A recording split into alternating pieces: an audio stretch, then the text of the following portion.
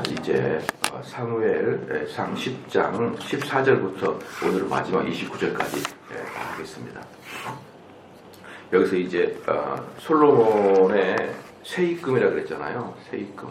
그러니까 세입금이 솔로몬의 이제 부의 원천이다. 부의 솔로몬이 돈을 걷어들이는 원천. 그게 어디서 부가 확 들어왔느냐 이제 그걸 보여주는데 세입금의 중수가 666금 달란트요. 그렇게 나와 있거든요. 666. 참 재밌는 게 계시록의 666이랑 비슷하죠. 그러네. 아무 상관없다. 그 계시록의 666과 솔로몬의 666금 달란트는 아무 상관없다. 어떤 사람들은 그렇게 이야기하더라고요. 이 계시록의 666과 같은 666이기 때문에 왠지 이 재물에서 재앙이 있을 것 같다 뭐 이렇게 생각하는데 뭐 재앙은 있어요. 나중에 재앙은 있는데 그게 이제 666의 그 상징적인 의미는 여기서는 아니다라는 것을 여러분이 좀 아셔야 됩니다.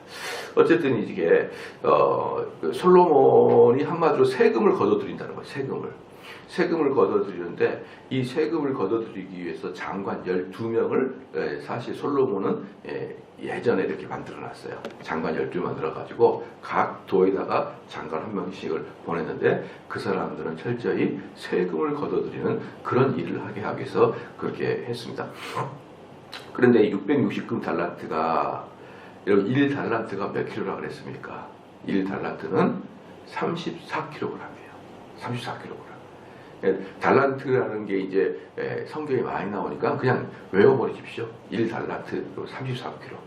그러면 34kg면 어느 정도냐 그러면 15kg, 한 17kg, 17kg짜리 아령 2개라고 보면 17kg짜리 아령 2개. 그러니까 집에다가 17kg짜리 아령 다 갖다 놓고 이게 한 달란트구나 이렇게 하면서 이제 성경 읽을 때마다 달란트 나오면 한 번씩 들어보면 되잖아요. 아 이게 달란트구나 이제 이렇게 하면 되고 뭐 힘센 사람은 34kg짜리 2개 사도 되고 2개 사도 힘 약한 사람은 그 이제 한 2개. 어쨌든 한 달란트가 34kg예요. 34kg인데 이제 제가 여러분들의 노고를 없애주기 위해서 또 어젯밤에 계산기로 막 다 계산을 해봤어요. 집에 가서 또 해와야 되니까 한 달란트가 34kg면은 금 한 달란트에 당시에 이제 금 한 달란트에 노예가 한 1,500명 정도, 노예를 1,500명 정도를 살 수 있는 금액이 그 금 한 달란트예요.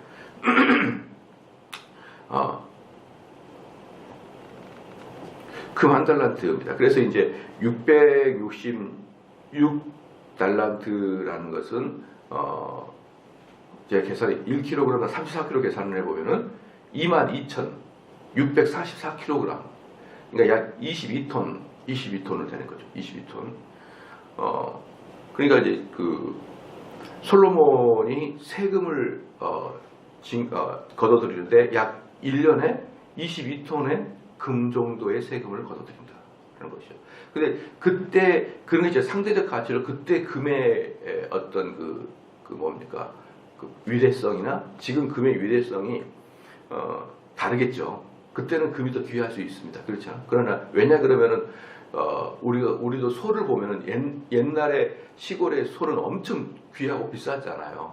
근데 지금의 소는 그렇게까지 귀하진 않잖아요. 그런 관점의 상대성이라는 거죠. 그런 관점에. 그때도 소도 귀하고 지금도 소도 귀하지만 그때는 소 2마리만 있으면은 얘들 대학까지 다 보낸다고 막 그랬거든요. 그러니까 그때 가치, 소의 그 상대적 가치는 지금의 상대적 가치보다 더 뛰어나다고 할 수가 있어요. 과거의 소의.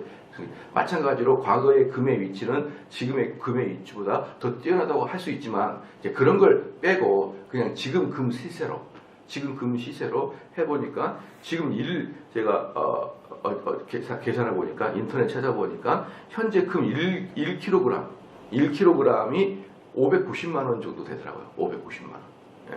1kg에 590만 원 정도 됩니다. 그럼 금 666달란트는 1년에 1조 3,223억 뭐 이렇게 제가 계산해 봤어요. 1조.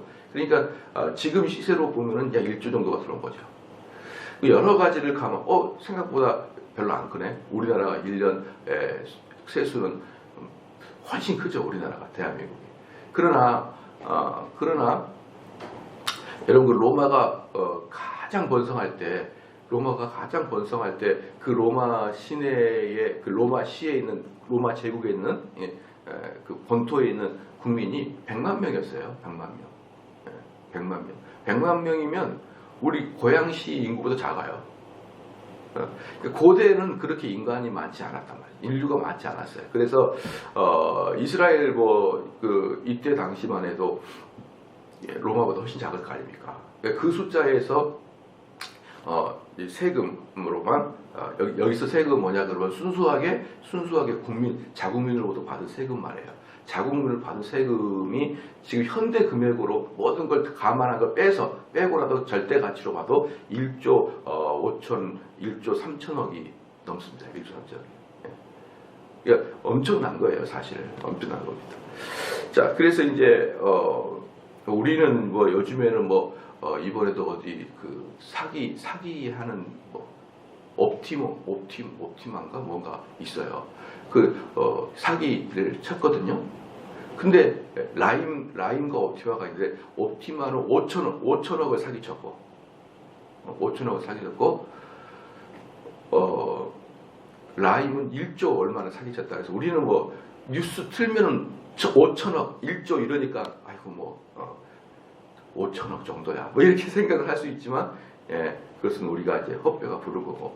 어쨌든 1조 정도의 금액은, 사실은 고대 세계에서는 사실은 거의 무한대 가격에 가깝다고 저는 봐요. 무한대 가격에. 1조라는 것이 저희가 어릴 때만 해도 그 돈의 금액 단위에서 조 단위를 입에다 불러본 지가 우리가 얼마 안 돼요. 우리 입에서 조라는 단어가 얼마 안 됩니다. 주로 제일 큰 금액이 억 단위가 거의 10몇 년 전에가 억 단위였죠. 그런데 지금은 TV 틀면은 1조를 해먹었니 그러니까 이제 1조가 이제 쉽게 다른데 1조는 몇 년 전까지만 해도 신성 불가침한 그 금액의 단위가 1조였었어요. 그런데 솔로몬 시대에 그 국가에서 국민들에게 의해서만 뽑아낸 세금이 1조가 넘었다. 이건 깜짝 놀랄 일이죠. 그 다음에 그게 이제 666금 달란트, 그게 22,644kg 금의 그 무게를 가져다. 그 다음 15절에 그는 그 외에 또 상고와, 이 상고는 뭐냐면요, 상고는 잡상인 비슷해요. 잡상인 비슷한데 어떤 잡상이 보따리 장사 비슷한데 아라비아 상인들 있잖아요. 국격을 넘나드는 상인들. 근데 좀 보따리 장사 같은 그런 사람들이에요. 그리고 또 이스라엘 안에서 계속 상주하면서 이 무역업을 하면서 왔다 갔다 하면서 좀 소규모 무역상이라 이렇게 보대요. 소규모 무역상. 또 상고와 무역하는 객상과, 여기서는 객상이라는 것은 뭐냐면 이제 큰 무역업자를 말하는 거예요. 그러니까 상고는 보따리 장사, 좀 소규모 무역업자. 여기 객상은 큰 무역업자라고 합니다. 아라비아 왕들과 나라의 방백들에게도 가져오니라. 여기서도 보면은 아라비아 사람들이 얼마나 뭘 많이 합니까? 무역을 많이 해요. 그러니까 아라비아 상인들은 아주 옛날부터 하는 일이 무역이었던 거예요. 무역. 그리고 우리가 이제 그래서 여러분 중동 지역에 이렇게 여행을 가게 되면은 중동 지역에 이렇게 뭡니까? 만약에 우리나라 사람, 외국이 우리나라 와가지고 전통 무슨 그림 같은 거 사간다. 응? 그러면 전통 그림 사가면은 우리나라 같은 경우에는 막 추수하는 그림도 있잖아요. 추수하는 그림도 있고, 그네 타는 그림도 있고, 막 그러잖아요. 우리나라 옛날 전통 그림에. 근데 여러분 중동에서 추수하는 그림 봤어요? 놀러 가봐요. 중동에 추수하는 그림이 별로 없어요. 딱 그 그림. 그럼 무슨 그림이 주로 있죠? 사막에 낙타 끌고 다니는 그림만 있잖아요. 그러니까 중동에는 뭐가 없는 거예요? 농사가 없어요. 농사가 별로. 걔네들이 먹고 사는 게 뭡니까? 장사예요. 장사. 무역. 낙타 끌고 쭉 다니는 게 전부 다 무역상들이에요. 그러니까 중동 사람들은 옛날부터 아라비아 사람들은 이 무역과 이 장사를 하는 것에 아주 이골이 난 민족들인 거죠. 얘네들은. 그러니까 이게 벌써 이 성경에 나와 있는 것이다. 아라비아 왕들과 나라의 방백들에게도 가져온지라.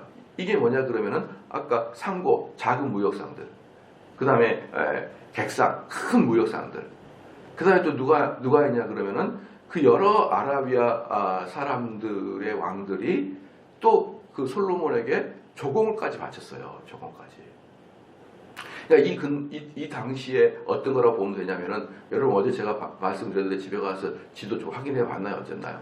아라비아 반도가 쭉 있단 말입니다. 아라비아가 쭉 있는데 그 아라비아 반도하고 유럽으로 연결되는 그 지역에 이스라엘이 있어요.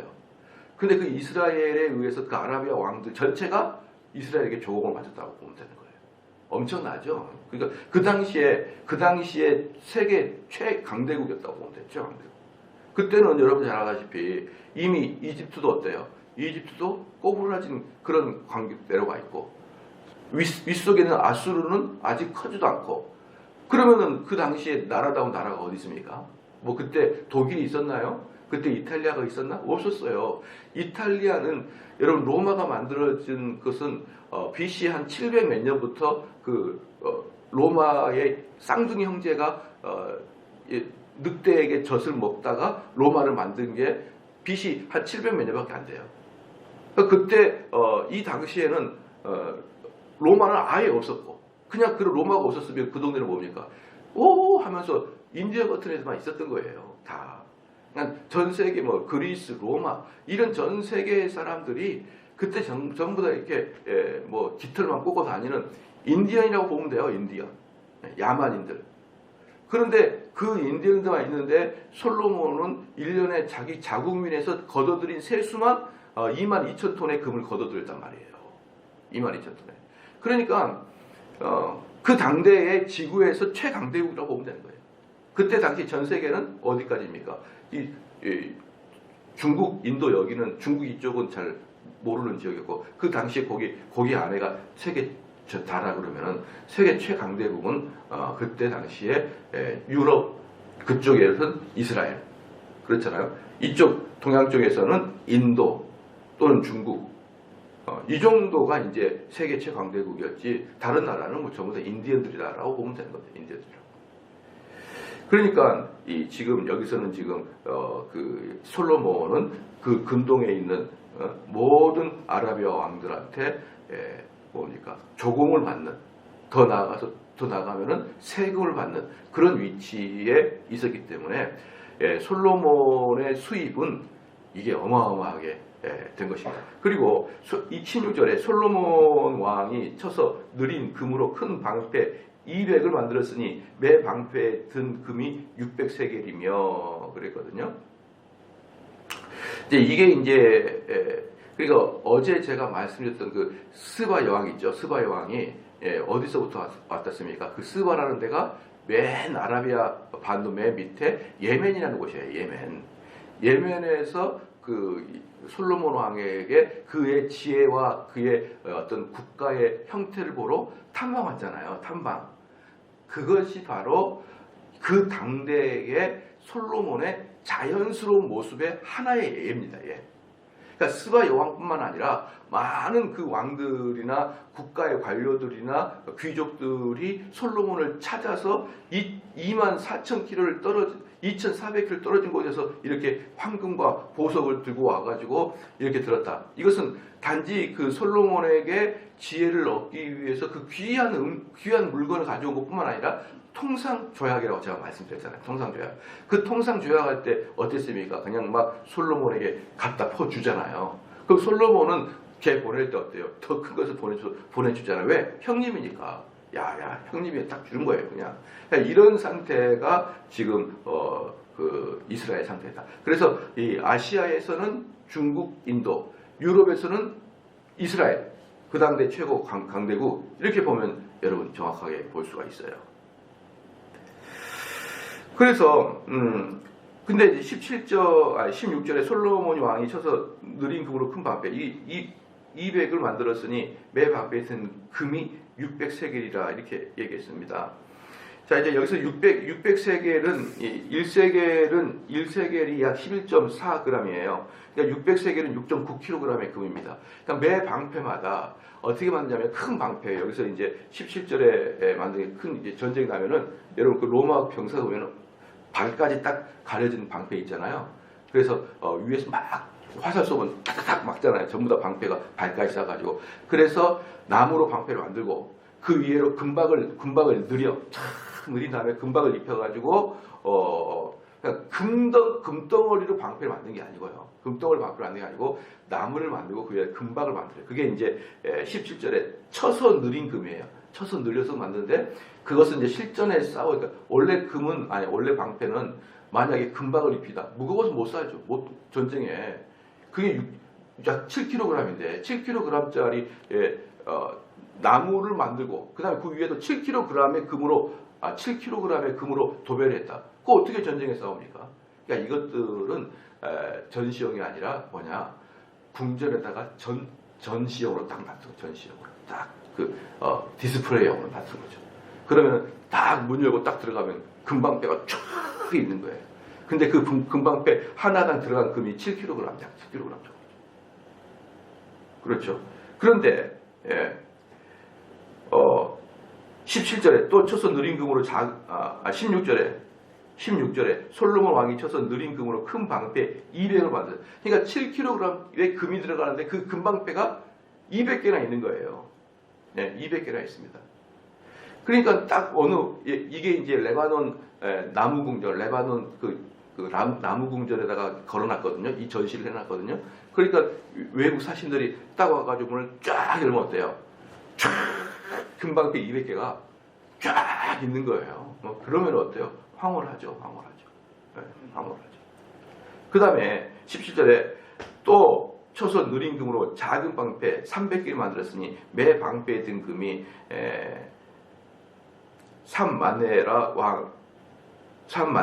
왕이 이것을 레바논 나무궁에 두었더라. 그러니까 마네라는 것도 이거 어떤 무게의 단위예요. 무게의 단위인데 1마네라는 약 570g이에요.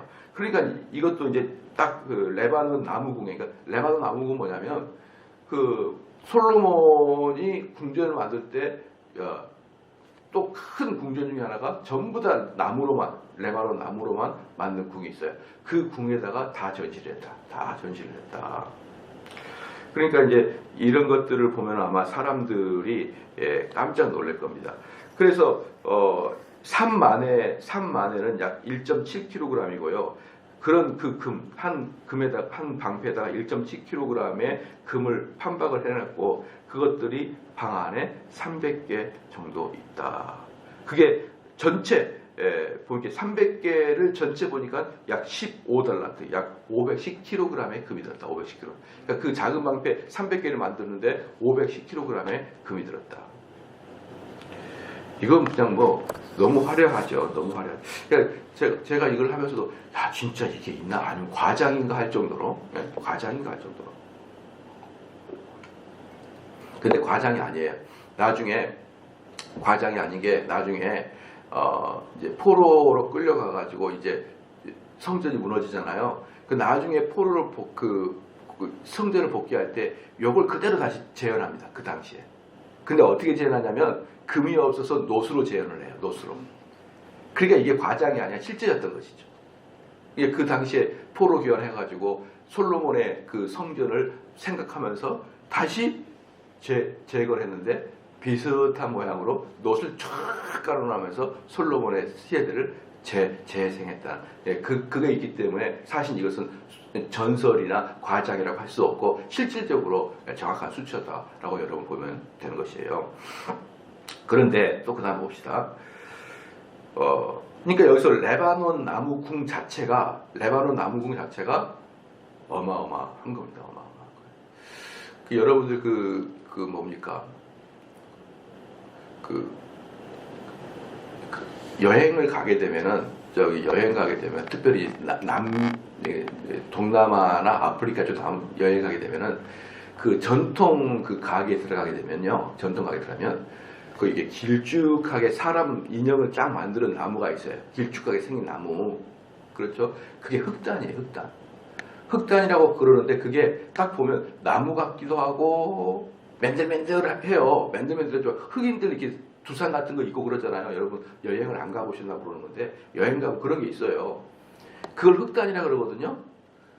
흑단은 제가 그 나무 가격이 어느 정도 되면 요 정도 나무가 되잖아요. 요 정도 나무가 우리 강대상 정도 나무가 되면 1,000만 원이 넘어요. 이게 흑단이. 그러니까 그 흑단은 하나님이 아프리카에 준 선물이에요. 그 아프리카의 흑단에서 아프리카 흑단 나는데, 그래서 그게 그 상아공처럼 만들만들해요. 맨들맨들합니다. 그 금액 하나가 걔네들은 노력하지 않아도 그냥 1,000만 원 돼요. 근데 이 흑단이라는 것은요, 절대로 여러분 그 나무를 만져보면 알겠지만 좀이 먹을 수가 없을 정도로 빽빽해요. 좀이 먹을 수가 없을 정도로 빽빽합니다. 그런 흑단은 조금만 가지고 있어도 돈이 되기 때문에 나중에 어떻게 되냐 그러면 그쪽 아프리카나 남미 쪽이나 이쪽에 있는 부자들이 어떻게 재산을 모으냐 그러면은 이 집의 옆에 탁 나무들을 전부 다 흑단으로 만들어요. 탁 호텔 같은 데도 흑단을 딱 만들어요. 너무 사치스럽잖아요. 근데 나중에 그것을 되팔면 그 돈이 더 비싸죠. 그러니까 이 나무로 장식한 게 그냥 장식이 아니라 재투자입니다. 걔네 재투자. 그래서 왜 지금은 이제 아프리카에서 얼마 전부터 흑단 하나가 만들어지려면 거의 몇백, 500년 이상이 걸렸어요. 흑단을 사용할 정도 왜 빽빽하니까 이 성장 속도가 느려요. 그래서 이게 사용하려고 한다 그러면 500년 이상 키워야 되기 때문에 아프리카에서 얼마 전부터 흑단 수출 금지를 시켜버렸어요. 그러니까 더 비싸져요. 이제 흑단이 없어요. 더 비싸집니다. 자, 흑단 정도까지 귀한 품목은 아니지만 이 레바논의 백향목은 그 당대 지금도 마찬가지지만 최고의 금액이에요. 최고의 금액. 근데 그 무시무시한 금액을 뚫고 딱 들어갔더니 전체가 다 그런 레바논 백향목을 만들었네요. 그냥 사람들이 깜짝 놀라는 거예요. 어떻게 이 비싼 나무로 이 집을 궁전을 만들었습니까? 깜짝 놀랐는데 아직 놀래긴 이러. 여기 문 열어보니까 금으로 전부 다 방패가 쭉 있고 밑에는 또 작은 방패로. 그러니까 사람이 어때요? 스바 여왕처럼 정신이 혼미해져 버리는 거예요. 이거 도대체 이게 천국이야 낙원이야 이러면서. 그러니까 그러기 때문에 사람들이 그 궁전을 보면 나중에는 그 열왕기서에서 계속 보면 나중에는 그 왕들이 다른 왕들을 모셔놓고 자랑을 봐라. 자랑을 하는 이유가 뭐냐 그러면 봐라. 우리는 이렇게까지 화려하다라는 걸 보여주기 위해서 엄청나게 자랑을 하는 거예요. 그냥 그 솔로몬 궁전을 자랑했던 게 아니에요. 이런 것들이 있었기 때문에 자랑을 하는 것입니다. 그 다음에 16절에 왕이 또 상아로 큰 보좌를 만들고 정금 입혔으니 이것도 뭐냐 그러면은 상아는 뭐예요? 코끼리 뿔이잖아요. 그 뿔로 의자를 다 만들어서 하는 게 아니고 의자는 레바논 백향목으로 다 만들어요. 만든 다음에 그 위에 금으로 입혀. 금으로 탁 또 입혀요. 그래서 뭐 하는 것처럼 방패 만드는 것처럼 입힌 다음에 금과 금 사이에 입힌 그 사이 있잖아요. 거기를 상아로 딱 무늬를 주는 거예요. 상아로. 그래서 보면은 영롱한 빛이 나죠. 우리로 말한다 그러면은 금으로 입힌 다음에 자개를 딱 끼워요. 자개를. 예. 그렇게 해서 만들었던 것입니다. 그래서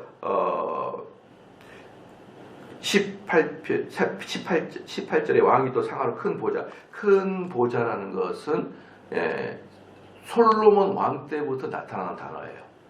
그러니까 다윗까지도 보좌에 앉아 있었는지 없었는지 퀘스천입니다. 몰라요. 있을 수도 다윗이 보좌에 앉아 있을 수도 있어요. 근데 어쨌든 다윗 때에는 그 보좌라는 말이 안 나오고 그 이전에는 유목민족들에게 여러분 봐보십시오. 뭡니까?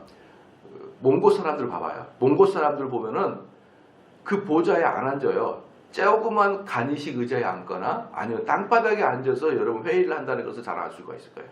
왜? 유목민들은 움직여야 되니까 큰 보좌를 두고 움직일 수가 없잖아요. 간이식 의자나 아니면 땅바닥에 앉아서 회의를 해요. 그러니까 그게 유목민들의 특징이거든요. 그렇기 때문에 최소한 사울까지는 없었어요. 보좌가. 그냥 조그만 데 앉았거나 아니면 땅바닥에 앉았었습니다.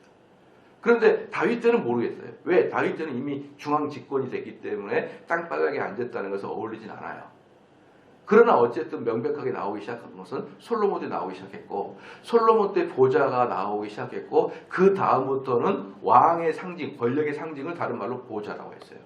보좌에 앉으사. 이것은 뭐예요? 권력의 최정점에 앉아있는 사람을 보좌에 앉았다라고 이야기를 하는 거죠. 어쨌든 솔로몬 때부터 이 보좌라는 게 정식으로 나오기 시작합니다. 그 다음에 그 상아로 만들고 정금으로 입혔다라는 것은 정금으로 판을 만들고 그 다음에 거기 상아를 끼워 넣었다라는 거 보면 되는 것입니다.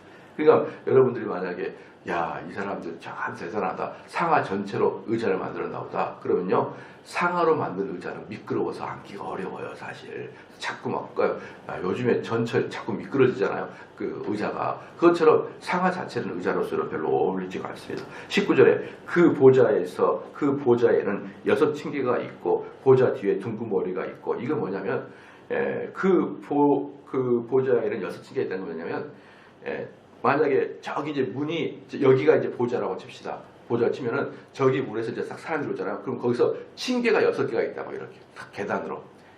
그냥 1대1이 아니고 여기를 보좌가 높아요. 높은데 이 보좌까지 올라올 때는 6개의 계단이 이렇게 있습니다.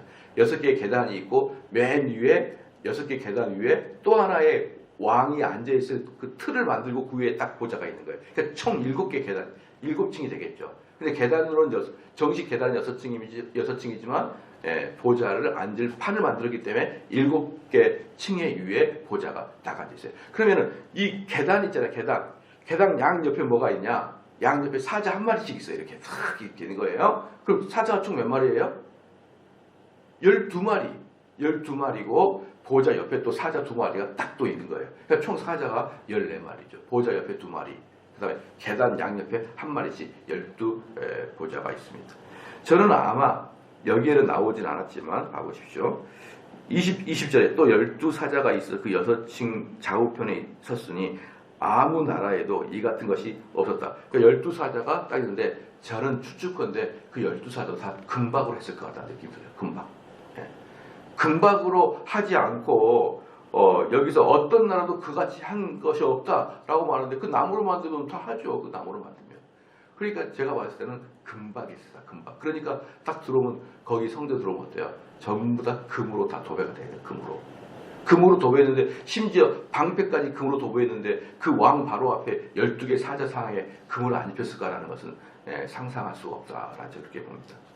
그러니까 20절에 맨 마지막에 아무 나라에도 이같이 만든 것이 없었더라. 21절에 솔로몬 19절에 봐봐. 19절에 보면 그 보좌에서 6층기가 있고 보좌 뒤에 둥근 머리가 있고 보좌 뒤에 둥근 머리가 있다는 건 뭐냐면요. 여러분 이 의자 저기 의자 있잖아요. 여기 광대상 뒤에 의자 뒤에 보면은 등받이가 있잖아요. 등받이 뒤가 이렇게 뒤가 둥글하다는 거예요. 둥글하다. 등받이가 쭉 있고 위가 둥글하다. 아치형으로 그걸 말하는 것입니다. 그걸 그리고 등받이가 아주 높았어요. 등받이가 둥근 머리가 있고 앉아있는 자리 양편에는 팔걸이가 있고 팔걸이 곁에 있는 사자가 하나씩 섰으며 그러니까 이렇게까지 솔로몬의 어때요? 궁전을 아주 세세하게 이야기하잖아요. 6계단이 있고 황금 사자가 있고 그 다음에 팔걸이 의자에 팔걸이도 있고 뒤에 아치가 이렇게 세심하게 아주 세밀하게 이렇게 기록하고 있는데 매년 수입이 금 666달란트다. 이것이 뻥을 칠 이유가 없죠. 아주 세밀하게 기록하고 있었단 말입니다. 아주 세밀하게. 자 봅시다. 그 다음에 20절에 또 12사자가 있어 그 6층계의 좌우편에 섰으니 아무 나라에도 이 같은 것이 만든 게 없고 20절 솔로몬 왕이 마시는 그릇은 다 금이요 레바논 나무 궁의 그릇들도 다 정금이라 은 기물이 없으니 솔로몬의 시대는 은을 귀하게 여기지 아니함이라. 지금 같은 경우는 금하고 은이 차이가 많이 나죠. 근데 이 당시에는요 금과 은이 지금처럼 많은 격차가 나지 않았습니다. 이 당대 때는 은도 상당히 귀한 뭡니까 재료. 당연히 금하고는 비교가 안 되지만 지금 금하고 은하고는 비교가 안 되게 너무 차이가 나지만 그 당시에는 그렇게까지 한 3-4배 정도 금 무게와 은 무게 같은 무게라면 한 3-4배 많으면 5배 정도 그 차이지 지금은 엄청나게 많이 차이가 나잖아요. 옛날에 금 뭐 한 3kg이면 뭐 100만 원도 안 되는 것 같아요. 근데 은 3kg. 그런데 금 같은 경우는 1kg에 570만 원 이러니까 지금 차이가 엄청나지만 그 당대에는 금과 은의 차이가 그렇게 나지 않았는데 그러나 은은 취급도 안 해주더라 이 말이에요. 솔로몬 궁전에서는 은은 취급도 안 해주더라. 우리는 집에 은수저나 있으면 귀한데 말이죠. 그래서 22절에 왕이 바다에 다시스 배를 두어 히람의 배와 함께 있게 하고 그 다시스 배로 3년에 1차씩 금과 은과 상아와 잔나비와 공작을 실어왔습니다. 그러니까 여기서 이제 왕이 이제 무역을 하거든요. 무역을 하는데 히람 군대가 히람에서 보내주는 무역상이 있었어요. 그것도 그 솔로몬이 직접 다스린 거였습니다. 그러니까 근데 모든 선원이나 기술자들은 히람 왕이 보내준 배부터 시작해가지고 선원의 기술자들이 히람 왕이 보내준 그런 무역상이 있었고 거기와 다르게 또 하나 다시스 배라고 되어 있어요. 그 다시스 배는요, 그러니까 솔로몬은 최소한 두 가지 무역상을 갖고 있었는데 하나는 히람이 보내주는 무역상하고 하나는 다시스 배가 있었는데 히람이 보내준 무역상은 일반 무역상이에요. 근데 이 다시스 배는 한번 나갔다가 들어오면 몇 년이 걸려요? 시작? 3년이 걸려요. 3년이. 그러니까 이건 뭐냐면 옛날에 중세시대 때 콜럼버스라는 배가 전 세계를 한 바퀴 돌고 와가지고 어때요? 큰 보아들을 모아다가 영국 궁왕한테 탁 납품하잖아요. 납품. 예. 아니 스페인 궁왕한테 납품하지 않습니까? 그러니까 이 솔로몬 시대 때 이 다시스 배라는 것은 한창 후인 이 콜럼버스 1500년도, 1400년, 1500년도에 그때 전 세계를 스페인 그 배로 통해서 전 세계를 무역했던 또 영국 배를 통해서 전세계 무역했던 그런 개념의 배입니다. 그런 개념. 그 개념에 보면은 어떻습니까? 한번 나가 22절에 다시스 배로 3년에 1차씩 금과 은과 상아. 이 상아는 어디 있습니까? 주로 아프리카에서 가져왔을 거고 원숭이들은 어디 있어요? 얘는 인도까지 가서 가져온 거예요. 그러니까 그 배가 어떻습니까? 전 세계 인도까지 한 바퀴 삥 잡아 돌아가지고 좋은 곳은 전부 다 어때요? 실어다가 다시 가져와가지고 솔로몬에게 바치는 거죠. 솔로몬에게. 어마어마한 거죠. 그렇죠. 그 다음에 여기에 보면은 잔나비라고 나와야 돼. 원숭이인데 참 보면은 그때는 원숭이가 귀했나 봐요. 이 원숭이는 뭐에다 썼을까? 그래서 아마 서커스에 쓰지 않았을까라는 생각도 들어요. 원숭이 그 농사 지을 때도 아니고 어디 상아처럼 건축을 할 때 쓰는 것도 아니고 원숭이 어디다 쓰겠어요? 아마 서커스가 있지 않았을까라는 그런 생각을 좀 해봅니다. 그 다음에 23절에 솔로몬 왕의 재산과 지혜가 천하 열왕보다 큰지라. 천하가 다 하나님께서 솔로몬의 마음에 주신 지혜를 들으며 그 얼굴을 보기 원하며. 그러니까 여기서 23절, 24절에 솔로몬의 지혜가 크고 재산보다 큰 게 없다. 열왕들 중에 그것이 과장이 아니다. 과장이 아니다. 그러니까 그 당대는 뭐 상상을 초월하는 거죠. 상상을 초월하는 거. 그러니까 지금도 3,000년 전에, 지금도 우리 3,000년 전 누굽니까? 통일신라 삼국시대 그 이전에 당군시대까지 올라가요. 솔로몬 하면 당군까지 올라가 버립니다. 그 기간까지. 근데 그 당시에 궁궐이 왜요? 전부 다 금으로 도배가 되어 있네요. 예.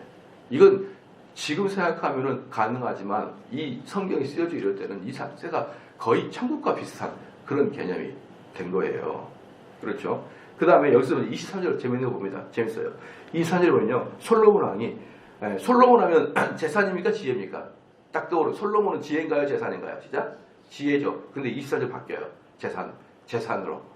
여기서부터 타락의 흔적이 나타납니다. 이제 솔로몬은 재산이 앞서요. 지혜보다. 예. 그리고 23절을 기점으로 솔로몬의 이제 마음의 탐욕이 더 앞장섰다는 것을 상징적으로 보여주고 있는 게 23절이에요. 그러니까 24절에 천하가 다 하나님께서 솔로몬의 마음에 주신 지혜를 들으며 그 얼굴을 보기 원하며 각기 예물을 가지고 왔으니 곧 은그릇과 금그릇과 의복과 가복과 향품과 말과 노새라 해마다 정한 수가 있었더라. 해마다 정한 수가 있었다는 거래요. 그러니까 25절에 각기 예물을 가져왔거든요. 각기 예물을 가져왔어요. 근데 해마다 정했대. 이건 조공이지, 조공. 뭐 선물 이런 게 아니에요. 선물 이런 게 아니라 정한 것을 가져왔기 때문에 조공을 가져왔다. 그러니까 그 당대 고대 근동이 전부 다 솔로몬에게 조공을 바치더라는 것이죠. 그렇죠. 26절에 솔로몬이 병거와 마병을 모음에 병거가 1,400이요 마병이 12,000이라 병거성에서 두고 예루살렘 왕에도 두었으며. 근데 여기서 보면은 솔로몬은 병거를 얼마나 많이 그러니까 이 병거가 그러니까 마차잖아요. 전쟁할 때 마차. 전쟁할 때 마차는요. 우리로 말하면 특수한 전투 탱크나 마찬가지거든요. 그렇기 때문에 이것도 아무나 못 만들어요. 누가 만드냐면 예굽에서 주로 만든대요. 예굽에는 주로 평지인데, 그런데 이스라엘은 평지가 아니고 산악지대잖아요. 그래서 사실은 이건 왜 낭비를 했는지를 잘 몰라요. 근데 저는 추측을 해볼게요. 좀 이따가. 어쨌든 이스라엘은 이 마병 이런 거 별로, 병거성 이런 거 별로 중요하지 않아요. 이스라엘은 다 산악지역이니까. 자, 근데 어떻게 가겠습니다. 27절에 왕이 예루살렘에서 은을 돌같이 흔하게 하고 백향목을 평지에 뽕나무같이 많게 하였더라. 그러니까 백향목이라는 나무를 갖다가 그냥 잡목처럼 취급하더라. 은 정도는 지나다니 돌멩이처럼 취급하더라. 이제 그런 것이죠. 약간의 과장법이죠. 이것은 28절에 솔로몬의 말들은 애굽에서 내어왔으니 왕의 상고들이 때로 정가하여 산 것이며. 자, 여기서 보면은 이제 그 의미가 나타납니다. 솔로몬의 말들은 예굽에서 내왔다 그러는데, 이게 그 당대에 이게 이제 어떤 거냐면, 예굽에는 마차와 마병들이 정말 세계 최고죠. 그러니까 아라비아는 아라비아 반도가 있고, 홍해를 건너서는 아프리카가 있잖아요. 아프리카 쪽에서 이집트가 최고의 국가였잖아요. 거기서는 마차, 그 다음에 아프리카에서는 금, 은, 향료 이렇게 발달했단 말입니다. 그런데 각 국가마다인데 요 아프리카에 있던 이 마차들이나 말을 잘 만들어가지고 명말을 만들어서 누구한테 팔아야 되나요? 저쪽 아수르 쪽에다 팔아야 될 거예요. 저쪽 아수르 쪽에다. 아수르에 팔아야 되는데 딱 거기에 누가 있는 거예요, 가운데. 이스라엘 딱 버텼잖아요. 그러니까 처음에는 이스라엘이 통관세를 받는 거예요. 통관세. 응? 너희들이 애굽 사람들이 아수르에 팔려면 통관세를 내, 이렇게 했던 거예요. 근데 어느 때부터가 솔로몬이 통관세 내지 말고 나한테 팔아, 그렇게 한 거예요. 나한테 팔아. 나한테 팔아 한 다음에 그것을 다시 자기가 파는 겁니다. 처음에는 통관세를 받다가 나중에는 자기가 독점해버려요. 어떤 걸로? 위치적 이점을 마련해가지고 못 가게 해버린 겁니다. 그리고 자기한테 팔게 해가지고. 그래서 제 이제 추측이 뭐냐 그러면, 왜 솔로몬이 이렇게까지 많은 마병을 만들었었냐 할 때는 이것들이 상품에 대한 재투자가 아니었나라는 생각을 하는 거죠. 그러니까 각지에다가 마병성을 만들고 병성을 만들고 그 다음에 거기다 마수들을 딱 끼는 것은 뭐냐 그러면은 지키기도 하지만 사실은 그것보다는 어느 때도 다시 써가지고 파송시켜서 팔려고, 그런 재투자의 개념이 아니겠느냐라는 추측을 좀 해봅니다. 왜냐 그러면은 여기서는 완전히 이제 예루살렘 여기서 이스라엘은 가보면 열받겠지만 마차 타고 전쟁 못해요. 전부 다 우뚝우뚝은 절벽들인데 마차 타고 막 가. 그러면은 딱 내려서 다시 또 보병으로 올라가야 돼요. 그 마차가 전혀 필요 없는 지역이 이스라엘 지역이거든요. 그래서 여기서 28절의 후반부에 보면요, 솔로몬의 말들은 예고에서 내어왔고 왕의 상고들, 상고가 뭡니까? 상고가 무역업자들이에요. 아까 봤죠. 소규 무역업자. 근데 소규 무역업자인데 누구의 소규 무역업자죠? 왕이에요, 왕. 왜? 왕들이 때로 정가에 샀다, 정가에. 그러니까 그것을 애굽에서 정당에 사요. 그러나 거기다가 프리미엄을 붙여가지고 윗소장에는 엄청 비싸게 파는 거죠. 정가에 샀다가 엄청 비싸게 파는 거예요. 근데 그 마병이 뭡니까? 마병은 군사품이잖아요. 그렇기 때문에 이것은 솔로몬만이 이걸 파는 거예요. 그러니까 일반인들은 못 파게 하는 거예요. 군수품이기 때문에 일반인은 손대지 마. 군수품은. 이건 솔로몬만이 파는 거예요. 그러니까 여기서 솔로몬이 그 마차를 파는 것은 솔로몬 개인 수입으로 들어가는 거예요. 개인 수입. 그러니까 국가에 들어가는 게 아니라 솔로몬 개인 수입. 그래서 그 마차의 독점권을 솔로몬이 갖고 있었기 때문에 솔로몬의 상고라고 이야기하는 겁니다. 솔로몬의 상고라고. 그래서 29절에 애굽에서 내어올린 병거는 하나에 600세겔이요 말은 150세겔이라 이와 같이 헷 사람의 모든 왕과 아람 왕들을 위하여도 그 손으로 내어왔더라. 그러니까 여기서 보면은 결국은 뭐예요? 전부 다 여러분 한번 봐볼게요. 이 예굽에 있는 그 아라비아에 있는 향료, 아랍에 있는 금, 이것들은 예굽에는 뭘로 가면 되냐면 배로 가면 돼요. 배로. 그런데 마차나 말은 배로 오기 힘들어요. 왜? 그 당시에는 배가 크지가 않으니까. 배가 크지가 않아요. 그것들을 많이 싣고 올 수 있는 배가 없어요. 그럼 육로로 와야 되잖아요. 근데 아라비아하고 아프리카는 홍해가 있는데, 그러니까 어쩔 수 없이 맨 위쪽으로 타고 태어나려면은 이스라엘 딱 거치고 들어와야 되고, 북쪽으로 올라가려고 해도 이스라엘 거치고, 아라비아로 올라가도 이스라엘 거쳐요. 여기저기 이스라엘 거칩니다. 그러니까 이스라엘이 딱 중간에 틀을 막고 다 나한테 팔아. 그래가지고 양옆으로 쫙 파는데 어마어마하게 그냥 돈을 버는 게, 앉아가지고 그냥 돈을 버는 것입니다. 바로 이게 솔로몬의 재원의 그 기준이었어요. 이게 이렇게 해가지고 솔로몬은 그냥 은이 자갈처럼 돌아다니는 정도의 돈을 모았더라. 그래서 이 10장 마지막은 뭐냐면 솔로몬이 돈을 어떻게 벌었느냐, 그걸 보여주고 있는 게 10장이고, 10장의 중간에 딱 여러분 어두운 그림자가 재산과 지혜를 딱 바꿔놓으로 말미암아 이제 10장에서부터는 끝나고 11장에 딱 들어가서 제목이 뭡니까? 시작?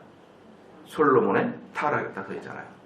그래서 이제 주체할 수 없는 금액이 이제 이미 솔로몬의 명성을 지혜의 솔로몬에서 부자 솔로몬으로 바뀌기 시작하게 되면서 솔로몬은 급속하게 타락의 길로 가게 되어 있더라라는 것입니다.